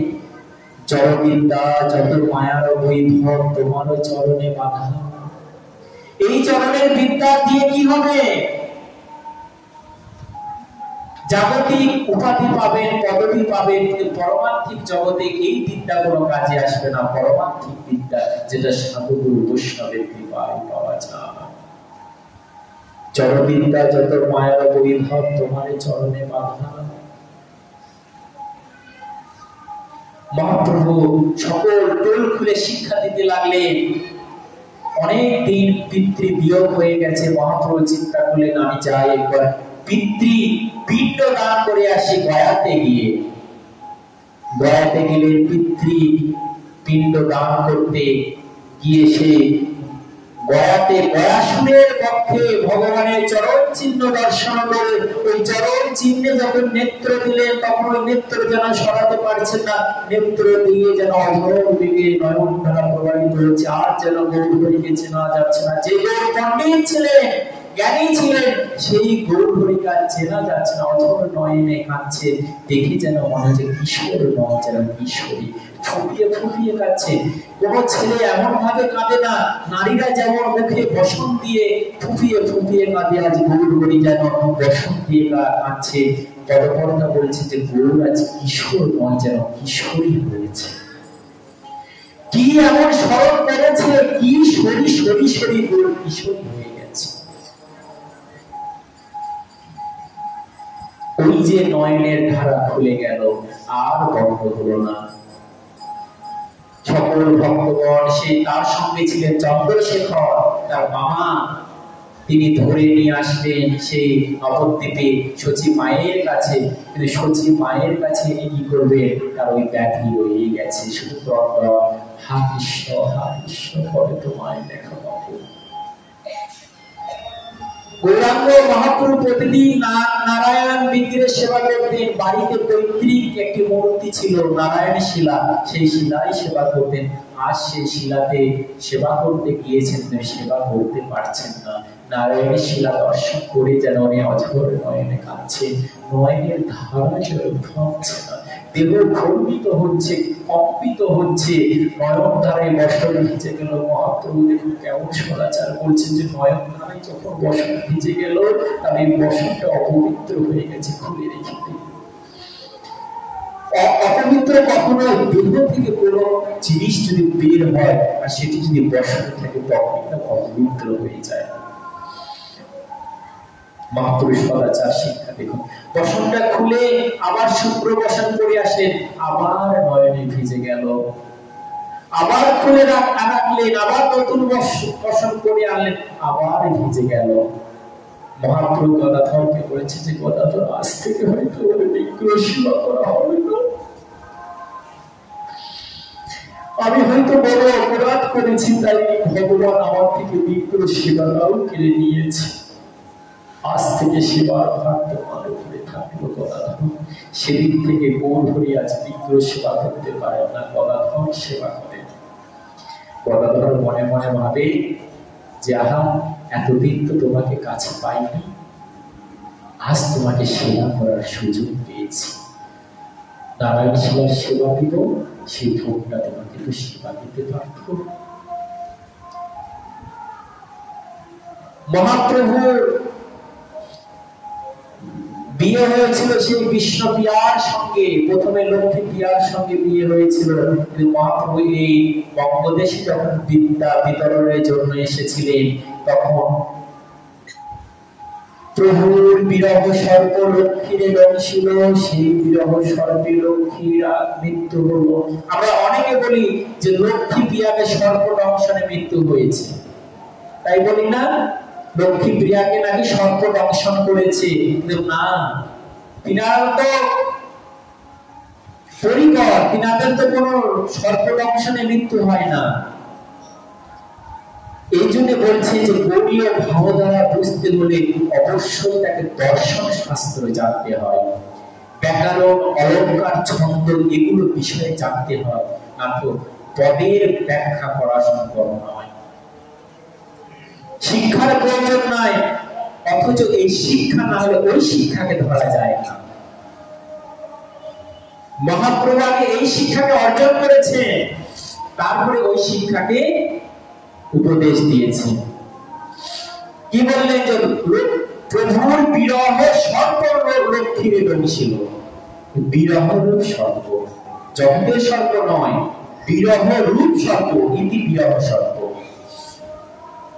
দেখবে যখন ভালোবাসার মানুষ দূরে চলে যায় না, তখন ভিতরটা কেমন যেন মোচড় দিয়ে ওঠে, তাই হয় না?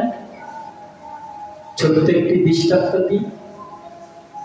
স্বামী স্ত্রীর বিয়ে হয়েছে, 1 মাস গত হয়েছে, সুন্দরভাবে তারা সংসার করেছে, কিন্তু হঠাৎ স্বামীর টিকিট চলে আসলো দুবাই যাবে। আর যখন আমি মহেশখালীতে গিয়েছিলাম, আসার পথে এইরকম একটা ঘটনা ঘটেছিল, তাই মনে পড়ে গেল। স্পিড বোটে দেখলাম একটা ব্যক্তি দুটা বন্ধুদের সাথে নিয়ে আসছে, কিন্তু খুব কাঁদছে। দাদা আপনি কাঁদছেন কেন? বলছে আমার নতুন বিয়ে হয়েছে। বিয়ে হলে কাঁদবেন কেন? এটা তো খুশির কথা, পাশে কক্সবাজার হানিমুন করবেন। তো বলছে না দাদা, আজকে আমার টিকিট হয়ে গেছে, দুবাই চলে যাচ্ছে। এই যে বিরহ, দেখো বিরহে উনি কাঁদছেন। এই বিরহ যখন আরো গভীর হয়ে যাবে, আরো ঘনীভূত হয়ে যাবে, সেই ব্যক্তি তখন বাঁচতে পারবে না। যদি হয় তার যোগ, প্রভু না হয় তার বিয়োগ, বিয়োগ হইলে প্রভু না জিয়। যদি প্রকৃত ভালোবাসা হয়, প্রকৃত দেহের ভালোবাসা নয়, যদি আত্মার সঙ্গে আত্মার ভালোবাসা হয়, সেই বিরহ কোনোদিনও সহ্য করতে পারে না। লক্ষ্মী প্রিয়া তাই হয়েছিল, গৌরাঙ্গ মহাপ্রভুর বিরহ সহ্য না করতে পেলে সেখানেই তিনি দেহটা রেখে দিলেন। জয় জয় লক্ষ্মী মাইয়া কি জয়। সচী মাতা মনে মনে চিন্তা করছে যে লক্ষ্মী প্রিয়া তো চলে গেল, বিষ্ণু প্রিয়া কিছু ব্যবস্থা করতে হবে, না তো গৌরহরি যদি আমার বড় ছেলের মতো সন্ন্যাস নিয়ে চলে যায়, তাকে আবার বিয়ে দিব। বিষ্ণু প্রিয়ার সঙ্গে বিয়ে দিবে।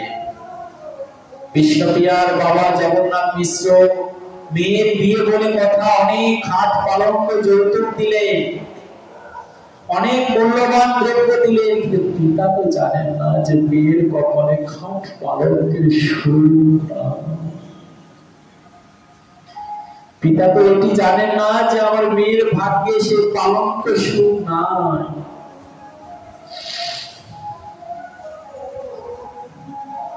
সেই বিষ্ণুপ্রিয়ার স্মরণে রয়েছে।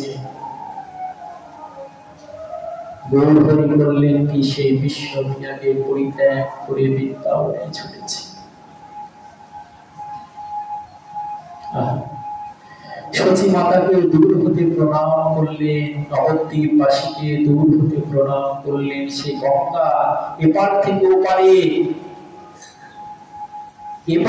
ওপারে যেতে উনি একদম সাঁতরিয়ে চলে গেলেন। দেখুন, যখন প্রেম আসে না তখন সর্পকেও রজ্জু জ্ঞান মনে হয়। হৃদয়ে যখন প্রেম আসে তখন সর্পকে সর্প মনে হয় না, রজ্জু মনে হয়, নদীকে নদী মনে হয় না, খাল নালা মনে হয়। যেমন বিল্লমঙ্গল ছিলেন না,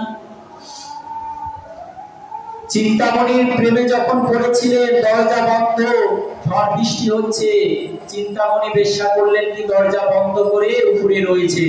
উনি এতটাই আকৃষ্ট, থাকতে না পেরে ওই দরজার উপরে একটি বিষধর সর্প ঝুলে আছে, ওই সর্পকে উনি রজ্জু জ্ঞান করলেন। মানে চিন্তামণি আমার জন্য দুয়ার খুললে হয়তো কেউ জেনে যাবে, হয়তো দড়ি টানিয়ে রেখেছি। নদী পার হবেন কেমন করে, একটি লাশ ভেসে যাচ্ছে, উনি মনে করলেন যে নৌকা রেখেছে, সেই লাশকে ধরে উনি পার হয়েছে। প্রেম কেমন জিনিস দেখুন। তাই গৌরাঙ্গ মহাপ্রভু আজ প্রেমে প্লাবিত, উনি দিক বিদিক জ্ঞান হারা, এই বিরাট গঙ্গাকে আর গঙ্গা মনে হচ্ছে না, যেন হচ্ছে নালা। দৌড়ে ঝাঁপ দিয়ে দিলেন সেই গঙ্গা।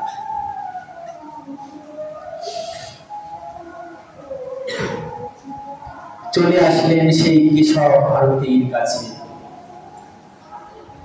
এসে সন্ন্যাস মন্ত্রে দীক্ষা নিলেন। চারদিকে হট্টগোল পড়ে গেল যে গৌর নাই, গৌর নাই, গৌর সন্ন্যাস নিয়ে চলে গেছে। ভক্তদের হাহাকার, কণ্ঠা চিৎকার।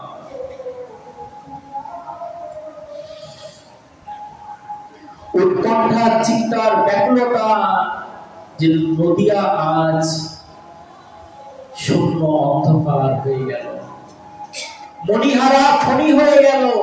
একটি সাপের মাথায় যদি মণি থাকে, সেই মণিটা যদি না থাকে, সে যেমন অস্থির হয়ে মারা যায়, তদ্রূপ নদিয়াবাসী আজ মণিহারা ফণি। নিত্যানন্দ বললেন কি, গৌর হরি বিয়োগ ব্যথায় যদি সমস্ত নদিয়াবাসী চলে যায়, তাহলে নদিয়াবাসী কি হবে? উনি চলে গেলেন কেশব ভারতীর কাছে। গিয়ে দেখছেন গৌরাঙ্গ মহাপ্রভু সেই কোঁকড়ানো বড় বড় চুল আর নাই। মধু নাপিতের কাছে গিয়েছিলেন সন্ন্যাস নেওয়ার মাথা মুন্ডনের জন্য। মধু বলেছে যে প্রভু, এই চুল রেখে কি সন্ন্যাস নেওয়া যায় না? চুলটা থাক না, কত সুন্দর লাগছে তোমায়। মহাপ্রভুর যে কোঁকড়ানো চুল ছিল না, মহাপ্রভু খুব সুন্দর লাগতো। মহাপ্রভু বলেছে যে মধু, সমস্ত বিষয় যখন ত্যাগ করেছি, তখন এই চুলের উপরে মায়া করব? এই চুলের উপরে আমি মায়া করব না, এটি হয় না। ভাগবত দৃষ্টান্ত দিচ্ছে কি জানে, যে কলিযুগের মানুষ চুলকে প্রধান ফ্যাশন হিসাবে ধরবে। কলিযুগের মানুষ চুলকে বড় অহংকার রূপে ধরবে, চুলই তাদের সৌন্দর্য। দেখেন না আজকাল এমন এমন চুল পাওয়া যায়, চারদিকে চুল নাই, মধ্যে চুল, তাকে আবার কি বলা হয়, মোরগ ছুটি, তাই না? ছেলেদের এমন দেখেন না, এদিকে চুল নাই, এখানে চুল, এখানে মানে কেমন বিশ্রী বিশ্রী সব চুলের কাছে, মানে চুলটাই সব। এ বাবা যাচ্ছ কেন? শুধু কি ছেলেরা, মেয়েরাও দেখুন। মেয়েদের কি, মেয়েদের নিয়ম হচ্ছে মাজার নিচে চুল। চুলটা যেন মাজা পর্যন্ত প্রসারিত করে, কিন্তু চুল কাটতে কাটতে কাটতে কাটতে একদম মাজার উপরে চলে গেছে। তাই হচ্ছে না? চুলেরই ফ্যাশন। ঘোমটা তো আজ নাই বললেই চলে। প্রথমে রাধারানী যখন সূর্য পূজা করতে যেতেন, তখন কি এমন ভাবে ঘোমটা পড়তেন যাতে ওই নয়নটা নিজের চরণের বাহিরে যেত না। বড় করে ঘোমটা দিলে কি হয়, মাথাটা নিচু থাকে না, নয়নটা চরণে, নিজের চরণের ধাপের বাইরে না যায়। ঘুমটাটা নামতে নামতে নামতে নামতে আজ এমন জায়গায় পড়েছে সেফটি নিয়ে আটকাতে হয়। তাই হচ্ছে না? এখন পিছন থেকে দেখলে মনেই হয় না যে কে ছেলে কে মেয়ে। মেয়েরা চুল কাটতে কাটতে ছোট করে দিয়েছে, আর ছেলেরা চুল রাখতে রাখতে বড় করে দিয়েছে। উদ্ভট সাজ, যেন চুলেরই ফ্যাশন, চুলেরই জগৎ। ওই জন্য মহাপ্রভু বলছেন এই চুলটাই রাখবে না। যে চুল নিয়ে এত অহংকার আসে, যে চুল নিয়ে এত মান অভিমান আসে, তাহলে চুলটাই আমি রাখবো না। ওই জন্য বলছে যে যারা আমার ভক্ত হবে, যারা গৌরীয় উৎসব হবে, আগে তাদের মাথা মুন্ডন করতে হবে, আগে তাদের মাথা মুন্ডন করতে হবে। এই অহংকারটা আগে তাদের ত্যাগ করতে হবে, চুলের অহংকার।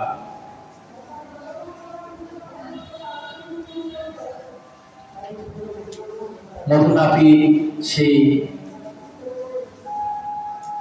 চুল মহাপ্রভুর নির্দেশে কর্তন করলেন। কেশব ভারতী দীক্ষা দিলেন, দীক্ষা পাওয়া মাত্রই দিক বিদিক জ্ঞান হারা। এতক্ষণ তিনি কৃষ্ণ কৃষ্ণ বলতেন, এখন আর কৃষ্ণ কৃষ্ণ বলছেন না, রাধে রাধে রাধে কীর্তন করছেন। হা রাধে, হা বৃন্দাবনেশ্বরী, হা কৃপাময়ী, হা ঠাকুরানী, কৃপা করো, করুণা করো। মহাজন এক পাশে দাঁড়িয়ে থেকে বলছে যে ওগো, এই রাধা নাম, এই রাধা কৃষ্ণের যে যুগল ভজন, এটা আমরা কোথায় পেলাম?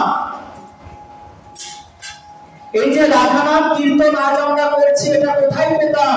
গৌরাঙ্গ মহাপ্রভুর আসার আগে এই যুগলের ভজন ছিল না। লক্ষ্মী নারায়ণের উপাসনা ছিল, বিষ্ণু লক্ষ্মীর উপাসনা ছিল, নৃসিংহদেবের উপাসনা ছিল, বরাহ কুর্ম বরাহ মৎস্য আদি অবতারের উপাসনা ছিল, কৃষ্ণের উপাসনা ছিল। কৃষ্ণ সেই সত্যভামা রুক্মিণীর উপাসনা ছিল, কিন্তু রাধা কৃষ্ণের যে যুগলের ভজন এটি ছিল না। এটি আমার গৌরাঙ্গ মহাপ্রভু এসে জানিয়ে দিলেন যে সবার চেয়ে উদ্ধতম ভজন যে রাধা হয়ে হয়ে রাধা রানীর সেবা করা। এই জন্য মহাজনগণ এক পাশে দাঁড়িয়ে থেকে বলছিল,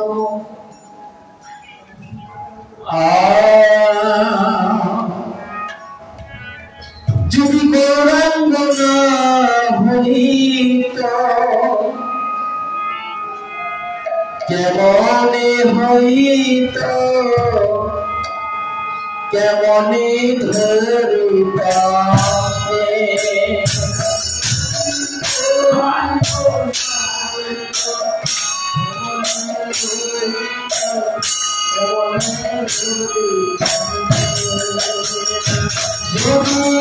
গৌরাঙ্গ না হইত কেমনে হইত, কেমনে ধরিতাম গে।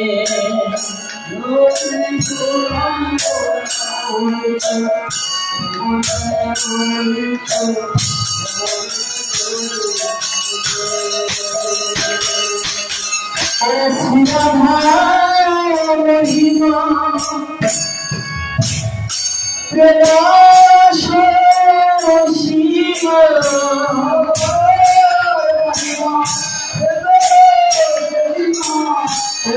রাধা মহিমা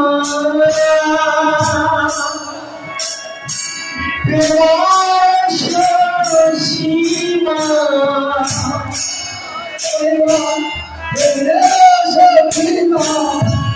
জগতে জানাই তোকে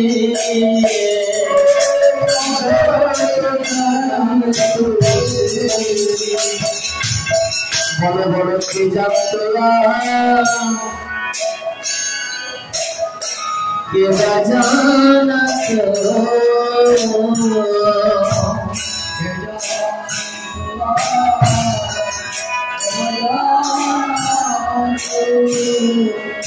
কানাই ঝুঁকিয়ে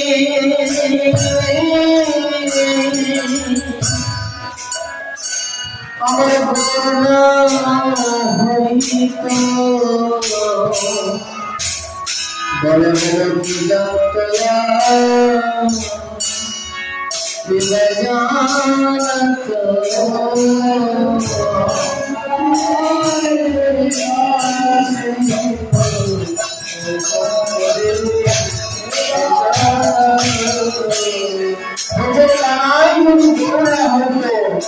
রাধার কেবল অসীম মহিমা জগতে জানাই তোকে। তাই লোচনদাস বলছে না গো, এইরা বউ তোমরা আর পাবে না, তাই তোমরা সবাই মিলে কি করো, গাও গাও পুনো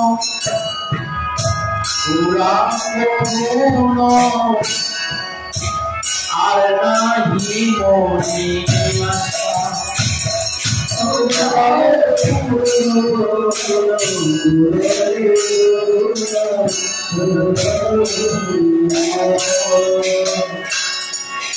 আমার গরু ছিলে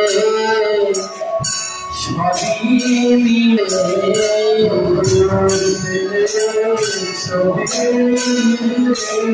আমার গরু ছিলে সবই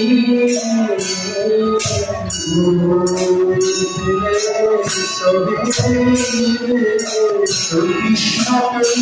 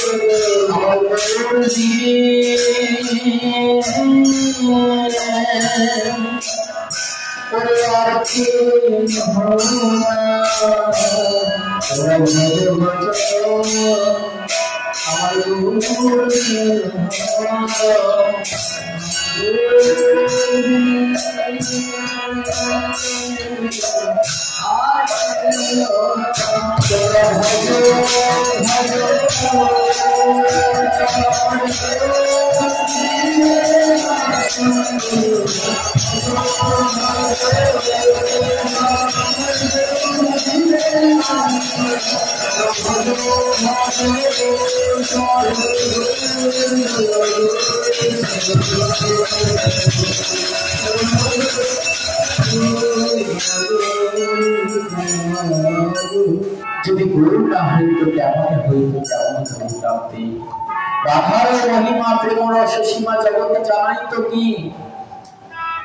এই যে রাধা এটি কে জানতো, কে জানাতো?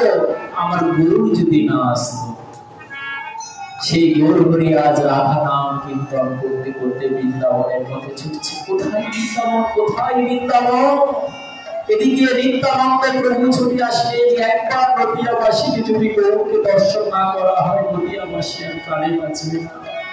নিত্যানন্দে প্রভু এসে চৈতন্য মহাপ্রভু বলছে যে প্রভু তোমার বৃন্দাবনে আমি জানি, চলো আমার সঙ্গে চলো।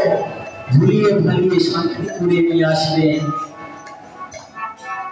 শান্তিপুরে নিয়ে এসে অদ্বৈত ভবনে মহোৎসব শুরু করলেন। অদ্বৈত ভবনে নিত্যানন্দ প্রভু সেই গৌরাঙ্গ মহাপ্রভুকে বলেছে যে প্রভু তুমি যদি আজ্ঞা দাও তাহলে নদিয়াবাসীকে আমি আনতে পারি। আবার মহাপ্রভু বলেছেন অবনীতাই তুমি সকলকে এলো কিন্তু একজনকে এলো।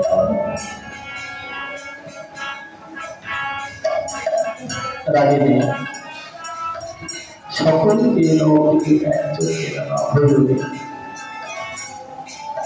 একজন আমি তাই চাপ করেছি তোমার এই করুণাময় অবতারে কি সে হত ভালো হত ভালো। তুমি সমস্ত নদিয়াবাসীকে আসতে বলছো, আসতে বলছো, তুমি একজনকে বেশি করছো। সেটি কে? সেটি কে জানো?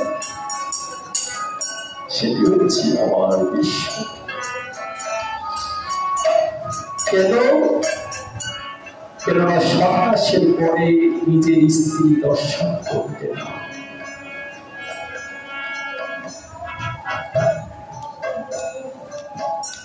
সেই নিত্যানন্দ প্রভু মুখ ধরা বেদনা নিয়ে কিভাবে বলবে যে নদীয়াকে সকলকে নিমন্ত্রণ আছে, শুধু বিশ্বকে আর নিমন্ত্রণ। সচি মাইয়াকে এসে বলছে যে মা তোমার নিমাই শান্তি করে এসেছে, তোমাকে সকলে যেতে বলেছে। বিষ্ণুপ্রিয়া সত্যভাবে বলছে, সেই সচিমাতা সেই বিষ্ণুপ্রিয়াকে বলছে যে বিষ্ণুপ্রিয়া তাড়াতাড়ি কোটলি তৈরি কর, শান্তিপুরে যাব। কিন্তু নিতাই বিষ্ণুপ্রিয়া সেই সচিমাতাকে বলছে যে মা তোমার নিমায়ের নিষেধ রয়েছে, তোমার নিমায়ের নিষেধ রয়েছে। ওই কথা শুনে নিয়ে বিষ্ণুপ্রিয়া এক চরণ ঘরের বাহিরে দিয়েছিলেন, এক চরণ ভিতরে আছে, আবার চরণটা ঘরের ভিতরে ঢুকতে দিলেন। তো তাই জগতে আমার মতন হতভাগী আর কি আছে যে আমার প্রাণ বন্ধু, আমার ধন, আমার সম্পদকে আমি দর্শন করছি। সমস্ত মিডিয়াবাসী চিৎকার করছে, দেখবেন নারীরা কিন্তু নারীর শত্রু। কিছু মনে করবেন না, নারী কি এক নারী কিন্তু আরেক নারীর শত্রু হয়। সমস্ত নারীরা বলছে যে আহা আমরা গরু দর্শন করতে যাব, কিন্তু বিষ্ণুপ্রিয়া কত অভাগিনী যে নিজের স্বামীকে সে দেখতে পাচ্ছে না। কথাগুলো যেন বিষ্ণুপ্রিয়া হৃদয়ে শিলাবরণ করছে। সকল নারীর ভাগ্য, কিন্তু আমি হয়তো কোটি জন্মে অপরাধ করেছি, প্রভু তোমার দর্শন করতে পারি। কিন্তু আমার একটি সান্ত্বনা কি জানো, আমার ধন সকলে আস্বাদন করছে। তো আমার যদি ভবিষ্যতে কেউ বলে বিষ্ণুপ্রিয়া গৌরী বলবে, অন্য কোনো গৌর বলবে না, গৌর বিষ্ণুপ্রিয়াই বলবে। তাহলে আমার গৌর তো ঠিক আছে প্রভু, আমি যাব না। তুমি যখন সন্ন্যাস নিয়েছো, তাহলে আমি সন্ন্যাসের স্ত্রী, সহধর্মিণী কথার অর্থ কি? যে স্বামীর ধর্মটাকে সমান করে ভঙ্গ করে নেয়, সেই হচ্ছে সহধর্মিণী, তাই না? আপনারা কি সহধর্মিণী হতে পেরেছেন না স্ত্রী হয়েছেন? স্ত্রী আলাদা, বউ আলাদা, সহধর্মিণী আলাদা, কি বাবা, তাই না? প্রসঙ্গ যখন চলেই আসলো একটু বলি। বউটা কি? যে স্বামী যখন কোথাও চলে যায় তখন বলে গিয়েই শোনো, নতুন কসমেটিক বের হয়েছে, ফেস ওয়াশ বের হয়েছে, আনতে হবে কিন্তু। বা স্বামীর হাত ধরে নিয়ে যায় কোথায়, সেই পার্কে, কফি শপে, বলছে এগুলো হচ্ছে বউ। যে স্ত্রী আপনাকে বিষয়ের মধ্যে ডুবিয়ে দেয় সেটি বউ। আর স্ত্রীটা কি? স্বামী যদি একটু টেরা বেঁকা হয়ে যায়, যেমন কাপড় যখন টেরা বেঁকা হয়ে যায় আয়রন করা হয়, ইস্ত্রি করা হয়, তো স্বামী যখন একটু টেরা বেঁকা হয়ে যায় তখন উনি আয়রন করে দেয়। এত রাত্রিতে কোথায় ছিলে? আজ তোমাকে ভাত দেবো না, একদম বন্ধ। দরজা বন্ধ করে রয়ে যায়। স্বামী বেচারে কি করে? স্ত্রীর ঘরে জায়গা হলো না, শেষে ওই অভাগিনী মা আছে, মায়ের ঘরে গিয়ে ঘুমেছে। মা তো কোনোদিন আর দরজা বন্ধ করবে না, আই বাবা এখানেই স্ত্রী। আর সহধর্মিণীটা কি জানে? যে স্বামীর ধর্মটাকে সমান করে ধারণ করে দেয়। যে স্বামী তুমি হয়তো আজ কোনো কারণে একাদশী ব্রত করতে পারছো না, তোমার জন্য আমি করলাম। এরকম বিধান তো আমাদের শাস্ত্রে আছে, কেউ যদি একাদশী করতে না পারে তার হয়ে অন্য একজন করতে পারে। স্বামী হয়তো কোন সময় করতে পারলো না, স্ত্রী বলছে যে স্বামী তুমি যখন করতে পারলে না তোমার ভাগটা আমি করছি। এটা হচ্ছে সহযোগী। স্বামী হয়তো কোনো কাজে বিগ্রহ সেবা করতে পারছে না বা মারামারি হচ্ছে, স্ত্রী করলেন বিগ্রহ সেবার জন্য দ্রব্য সাজিয়ে দিলেন, স্বামী তুমি একটু দ্রুত করো, ধর্মদানে সমান করে ভাগ করে দেওয়া। দেখবে যে স্বামী স্ত্রী মিলে যুগলের সেবা করেন সেই সংসারে যে কত সুখ একবার করেই দেখুন। তাই বিষ্ণুপ্রিয়া বলছে যে আমার স্বামী সন্ন্যাস নিয়েছে আর আমি বিষয় সুখে থাকবো। সেদিন থেকে সেই পালঙ্ক ত্যাগ করলে এক বস্ত্রে পরিধান করে থাকে, ছেঁড়া বস্ত্র, রঙিন বস্ত্র আর পরেন না, পায়ে আলতা দেন না। নারীরা আলতা ঠিক কেন করে? নিজেকে সুন্দর দেখানোর জন্য না, আমার রূপ আমার যৌবন স্বামী দেখে ভালো লাগে বলুন।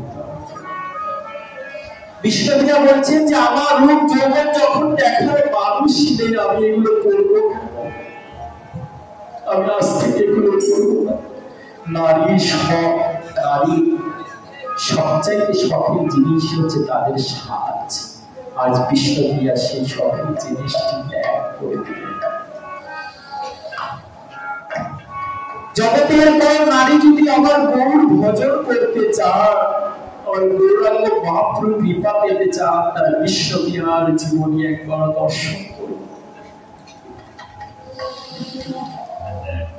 প্রতিদিন রন্ধন করে এক মুঠো সেই ধান নিয়ে এক একটা ধান থেকে চাল বের করে, এক একটা সেই চালে ষোড়নাম ৩২ অক্ষর কীর্তন করেন, হরে কৃষ্ণ কৃষ্ণ কৃষ্ণ হরে রাম হরে রাম।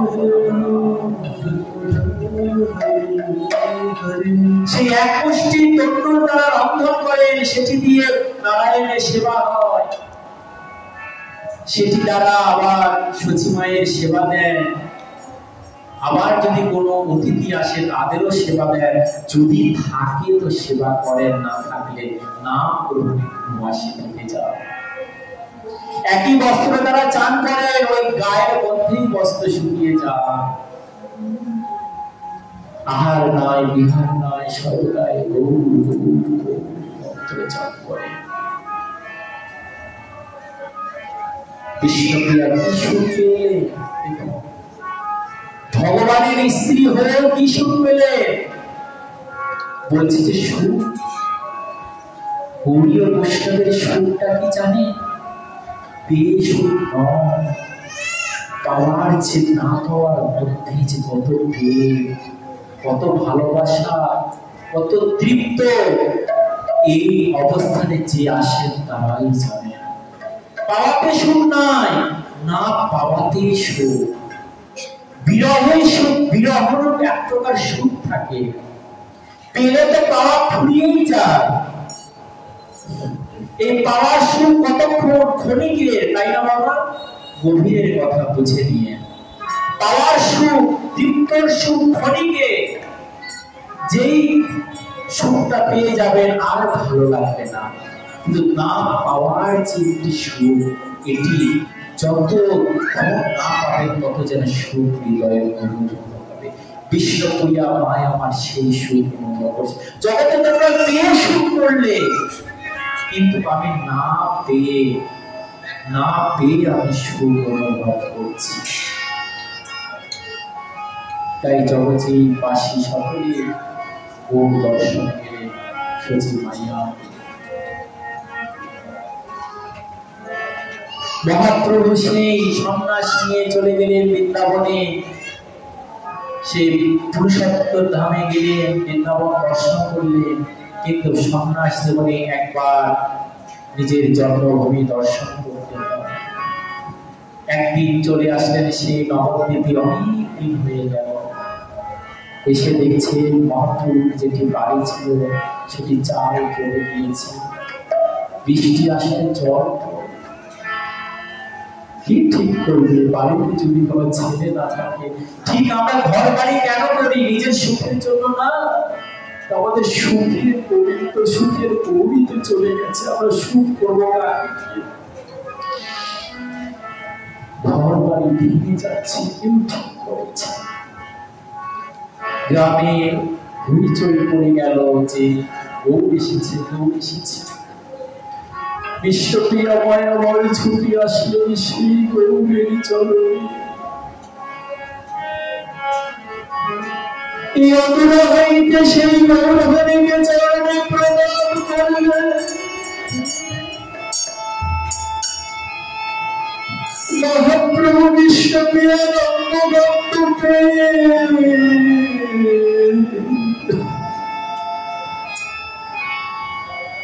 দূরে সরিলেন।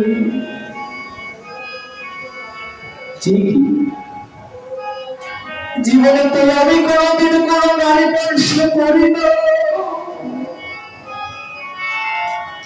আজ বুঝি আমার নারী স্পর্শিত হলো, আমার ব্রহ্মচর্য নষ্ট হয়ে গেল।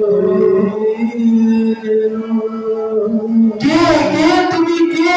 বিশ্বপ্রিয়া আমার অধরণে কেঁদে বলছেন,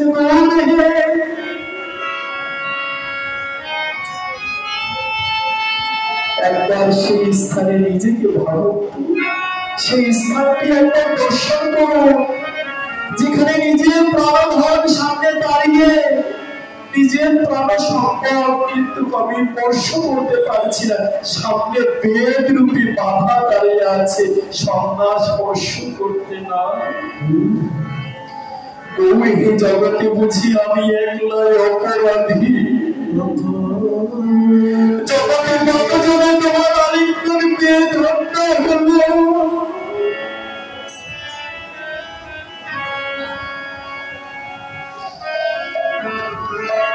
এমনই আমি অভাবী, তোমার আলিঙ্গন দূরের কথা, তোমার চরণ স্পর্শনা করার যোগ্যতাই আমার না।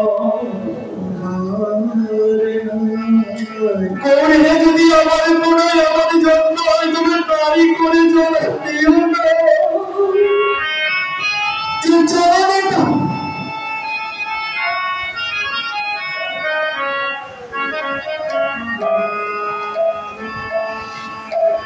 যে জনকে তোমার ভজনে বাধা হয় সে জনক তুমি আমায় দিও না। মহাপ্রভু সেই বিশ্বপ্রিয়ার নয়নে নয় দিয়ে দেখলেন, বিশ্বপ্রিয়ার সেই রূপ যৌবনার চোখের নিচে কালো পড়ে গেছে, দেহটা কঙ্কালে সার হয়ে গেছে, দরদে ছিঁড়া বস্ত্র পরে রয়েছে।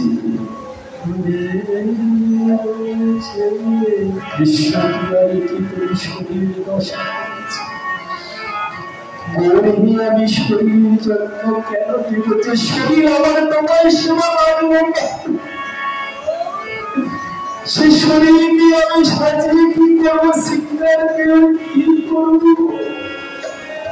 যে নারীর যৌবন, যে নারীর সৌন্দর্য দেখার পুরুষ থাকে না, সে নারীর যে কত বিরহ ব্যথা করবে। তুমি যদি কোনোদিনও নারী হতে, তবে নারীর বেদনা বেদনা বেদনা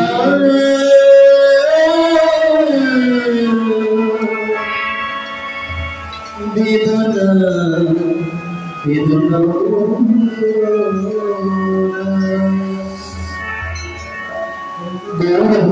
তোমার কাছে আমি আর কিছু চাই না। তুমি তো জানি, আমি তো জানি, তোমাকে তো বেঁধে রাখার মতো আমি নই, তোমাকে তো বেঁধে রাখতে পারবো না। জানি তুমি চলে যাবে, তবে তুমি যদি আমাকে একটু ভালোবাসো, তাই তোমার চরণে আমার মনেতে যাওয়ার সময় আমাকে কিছু দিয়ে যাও। মহাপ্রভু আমায় সেই বিশ্বপ্রিয়াকে ডেকে বলছেন, বিশ্বপ্রিয়া আমি তো সমস্ত কিছু জগৎবাসীকে উজাড় করে দিয়েছি, আমাকে দেওয়ার মতো আমার কাছে কিছু না। একজন সন্ন্যাসীর কাছে কি থাকে বলো?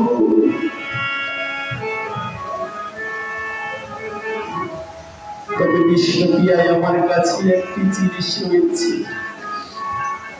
আমার এই যুগের খড়গ জোড়া রয়েছে, আমার এই যুগের খড়গ জোড়া রয়েছে, এছাড়া আমার কাছে কিছুই না। রামচন্দ্র যেমন ভরতকে খড়গ জোড়া দিয়েছে, সেই লীলা স্মরণ করে গৌর হরি আমার বিষ্ণুপ্রিয়াকে যুগল খড়গ জোড়া দিয়ে বলছেন, বিষ্ণুপ্রিয়া হে, এই খড়গ জোড়াকে আমার জ্ঞান করুন। বিষ্ণুপ্রিয়া আমার সেই খড়গ জোড়া নিজের অঞ্চলে বেঁধে নিয়ে অঞ্চলে যাচ্ছে। গৌরী হে, জগতে যে এত জোর কোনো জিনিস, যে জিনিস পাইনি কিন্তু আমি সেই জিনিস পেয়েছি, তোমার চরমটাই পেয়েছি।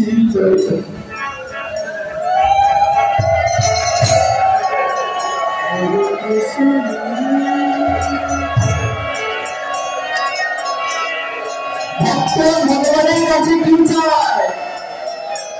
চরণ চায়। আজ বিষ্ণুপ্রিয়া বলছেন, হে জগৎবাসী দেখো, আমি ভগবানের কাছ থেকে এসে আসল জিনিসটা নিয়েছি। সেই খড়গ জোড়া আজ উন্মোচিত হচ্ছে ঝামরপুরে, চৈতন্য মহাপ্রভুর খড়গ জোড়া।